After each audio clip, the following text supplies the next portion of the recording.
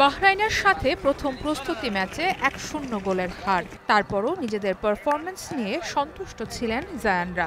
কিন্তু তাই বলে তো আর কমতির জায়গাগুলো নিয়ে বসে থাকা যায় না। ম্যাচের পর একদিনের রিকভারি শেষে আবারও মাঠে ফিরেছেন মোরসালিনরা।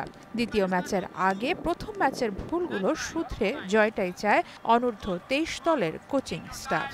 আজকে মূলত ওই ম্যাচের ভুলভ্রান্তিগুলো নিয়ে কাজ করার চেষ্টা করেছে কোচ এবং ছেলেদেরকে বোঝানোর চেষ্টা করেছে আসলে আমাদের দুর্বলতাগুলো, এবং ওগুলো নিয়ে কাজ হয়েছে এবং আলহামদুলিল্লাহ ছেলেরা ভালো কাজ করেছে এবং কোচও খুশি আমাদের আজকে ট্রেনিং সেশনের পর। ইনশাআল্লাহ সামনের ম্যাচগুলোতে আমরা আরও ভালো করব।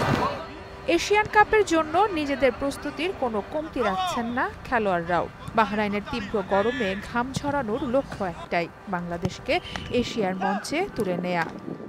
গত ম্যাচে যে আমাদের মিস্টেকগুলো ছিল সেই মিস্টেকগুলো নিয়ে আজকে কোচ কাজ করছে।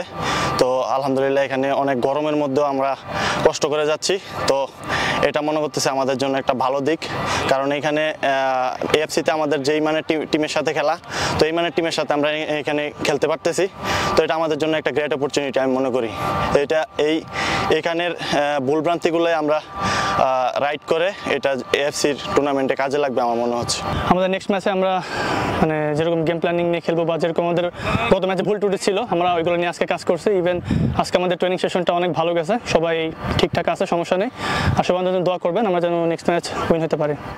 সেপ্টেম্বরে ভিয়েতনামে হবে এএফসি অনূর্ধ্ব-২৩ এশিয়ান কাপের বাছাই পর্ব। বাংলাদেশকে এই বাছাই পর্বে খেলতে হবে সিঙ্গাপুর, ইয়েমেন আর স্বাগতিক ভিয়েতনামের সাথে। তারই প্রস্তুতিতে বাহরাইনে ১২ দিনের কন্ডিশনিং ক্যাম্প করছে বাংলাদেশ। জায়ান আহমেদ, মোরসালিন, তানিল সালিকদের নিয়ে শক্তিশালী একটা ব্যালেন্সড স্কোয়াড গড়তেই এত প্রচেষ্টা। সারা মাহবুব, স্টার নিউজ।